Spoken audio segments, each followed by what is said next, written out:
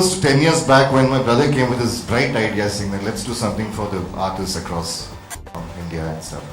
And that's when he came and discussed with me. And I said, you're mad. But then there was some point of time when I really thought over it and said there is a lot which we can do in terms of, see, there's something called War of the DJs before, about 10 years back or so. So there's no war, really. So it's about giving a platform to every person, every musician, a platform whether it is small who has just started or to people who have always been there, like the man here. So we said let's bring everybody together and keep a festival format. So we started planning. When we started planning, we said we have to add more things to it. I'm not, with due respects to all the festivals that's happening in India, there are quite a few of them, and I'm just going to talk about mine. So our festival is basically, we started putting in more elements into it. One, music. The most important one is the camping facility, which is the most authentic camp-out music festival as of date in India. There are a lot of camping areas, there are a lot of camping festivals, but officially as an authentic camp-out music festival, this is the only one. Three, for some reason we always felt that we shouldn't have drugs at all in the festival. We all claim, everybody claims there's no drugs in the festival, yeah? But we enforced that particular thing there. In our festival, we have 4 to 5 cordons of security checks which happen. Number 2, for the first time ever, we have sniffer dogs, which is trained under the K9 services, and we have hired them in the last 2 years. And the sniffer dogs is not only at the main entry, but we have it doing a patrolling around the camp area and the festival area. So this festival area is about 27 acres, 22 to 27 acres, which we've done in Coorg in the last 2 editions. And this year it's going to be a bigger one because this is going to be, I think, more than 200 acres of land. But we're not going to use the 200 acres because we'll get lost there. So the editions were, then we said let's do something for the ecosystem. Let's do something for nature. Sachin and me come from a place called Coorg.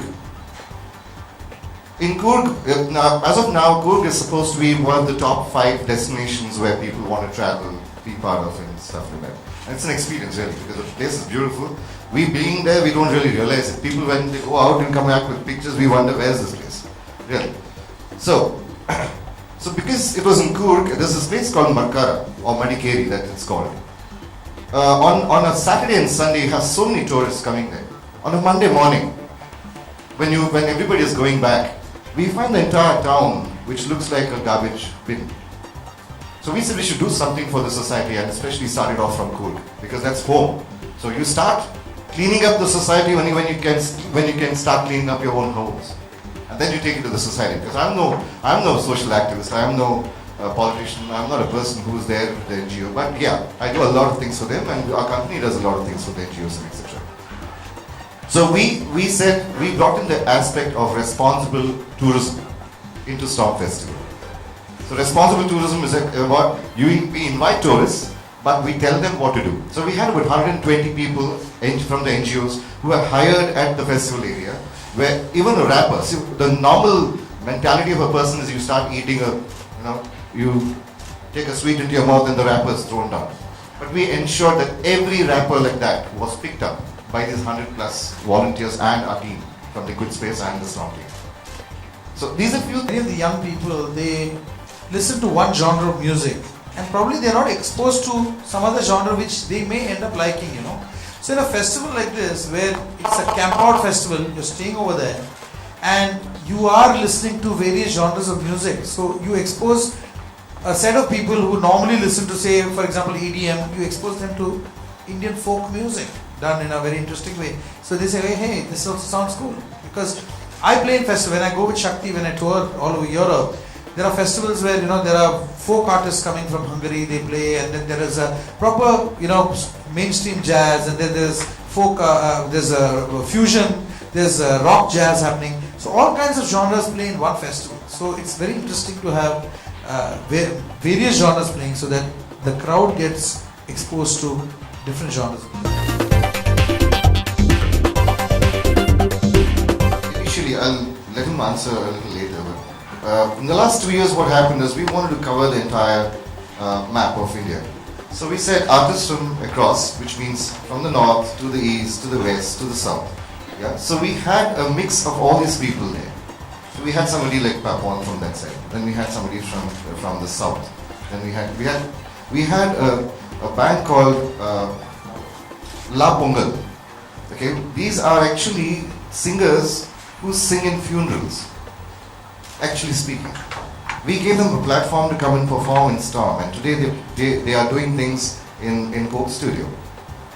You know, so people like that, and you know, bands like Agam, which was in South. Then we had something else. So it's like a mix of everything. So that's how we plan, because we want people from the northeast to come to Bangalore or to Coorg. We want people from Delhi and maybe Kashmir to come down. So we're looking at people from Kashmir who are there as musicians who can come down and perform. Somebody from Gujarat, Bombay, down south to Hyderabad, to Kerala, to Tamil Nadu, etc. So we're trying to do a mix of all the artists from across India. There's a band called Avial, if you've heard of them. Yeah, I'm sure you have. Wonderful. They sing only in Malayalam. Great. But what a following they've got.